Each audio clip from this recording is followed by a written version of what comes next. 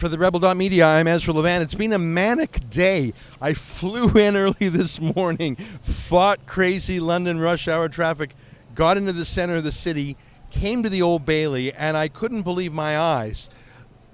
At least 1,500 Tommy Robinson fans in the street, chanting, signs, flags.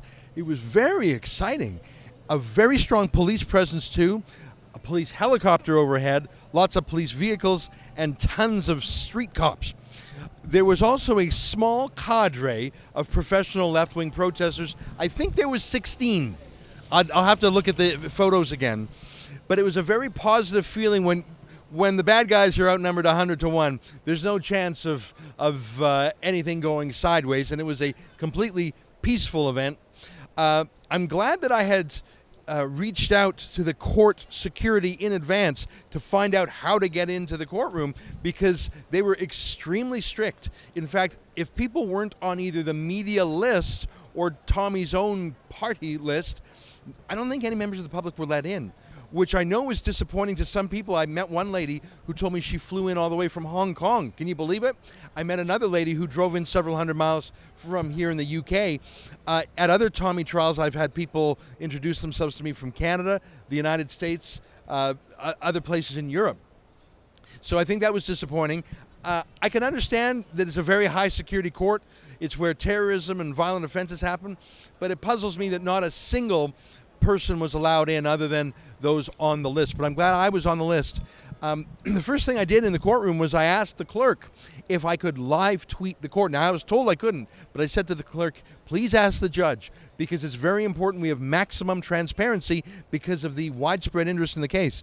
And to my surprise, the clerk did put that to the judge, and the judge did permit live tweeting.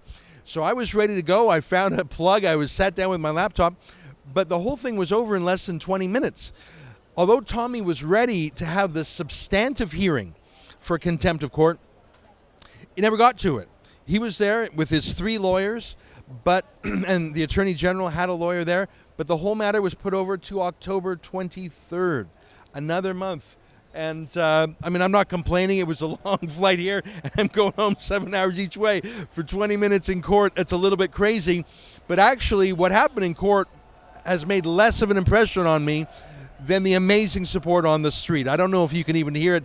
There's still now, hours later, hundreds of people singing Tommy Robinson chants.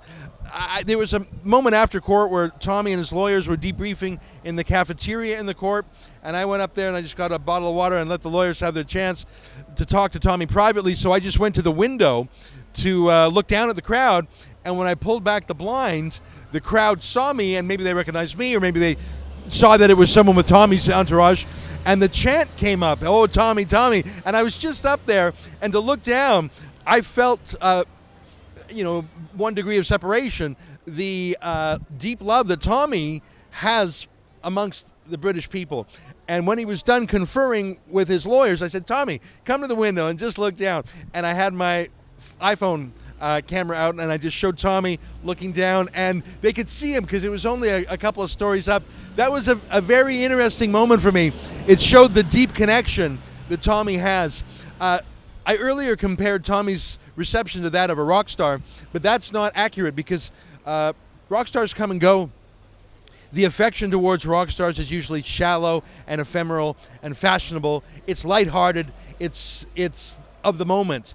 But I believe that the people who are here for Tommy are deeply committed, deeply informed about the matter, and have a level of engagement that no rock star has. And it's very interesting. And Tommy, I think, really respects and appreciates that because, for one thing, it's the public that has crowdfunded his legal fees. And that's the SaveTommy.com crowdfund. We have another smaller crowdfund just to fly me back and forth here to cover these things, and I guess I'm coming back on October 23rd for that as well. I guess I'm giving you some of my summary thoughts here. I might have another video to make, but again, it was a very short hearing today, less than 20 minutes. Case management, that's another way of saying scheduling and who says what and does what. The fact that this is happening in the Old Bailey criminal courts is very unusual. It would be like having your traffic ticket fought in the Supreme Court of Canada, the Supreme Court of the United States. That's just not normal. But nothing about this case has been normal, has it? As Tommy would say, it's a stitch-up. One last thing, because I come in from Canada, and I don't mind because Tommy's an old friend. He's a former employee, and we've taken on the role of crowdfunding, which is one of the things we do at the Rebel. So I understand my role, and I enjoy it. I don't mind the flight, but I've always thought, why is it that a reporter has to come 7 hours each way to report on this? There were other journalists in the courtroom today, but they were all hostile. They were uniformly hostile to Tommy. They were with the mainstream media. I don't trust their reportage, if their reporting from the last two events was any guide.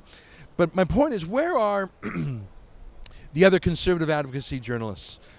Where are the members of Parliament? I can't name a single British MP who has stood by Tommy. And you don't even have to stand by Tommy. I understand that they might not want to be associated with the founder of the EDL, but why are they not even saying, look, I may have differences with Tommy and his history, but his treatment is wrong? Why can't a single MP out of the hundreds muster that? There's Lord Pearson of Rannoch, but he's in the House of Lords, and there's the member of the European Parliament, Gerard Batten, of the UKIP. But where's the conservative establishment in the UK?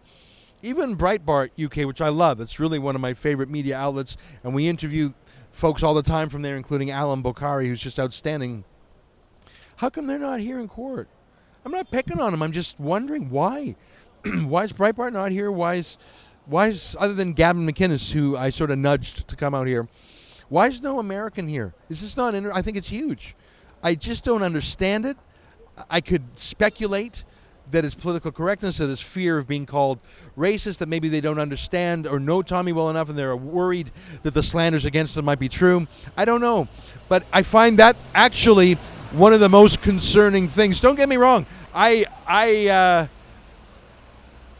not going to say I like coming here. I don't like the fact that he's still in court, but I feel like I feel like I'm a good fit for this project. So I'm not resentful that was this like my third or fourth flight back. It's not bothering me. What bothers me is that there's not folks who are 7 minutes away coming. Like, I'm schlepping in 7 hours from Toronto. I'm not complaining. Where are the Brits? Where are the Europeans? Where are the civil libertarians? Where's Reporters Without Borders? Where's Amnesty International? That boggles my mind, and it worries me a bit about the lack of any establishment belief in core values of liberty.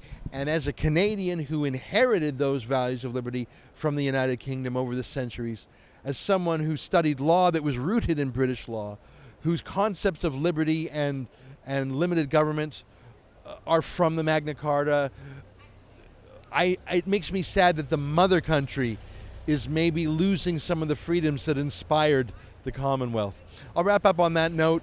If I have more thoughts, I'll put them on TommyTrial.com. I did fly in. I'm going home tomorrow. I thought I'd be here all day for the stand-up trial. I will come back on October 23rd.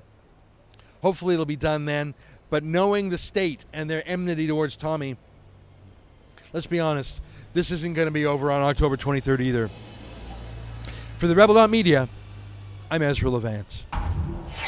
I'm here in the UK for Tommy's second contempt of court trial. To see all my videos on the subject, go to TommyTrial.com.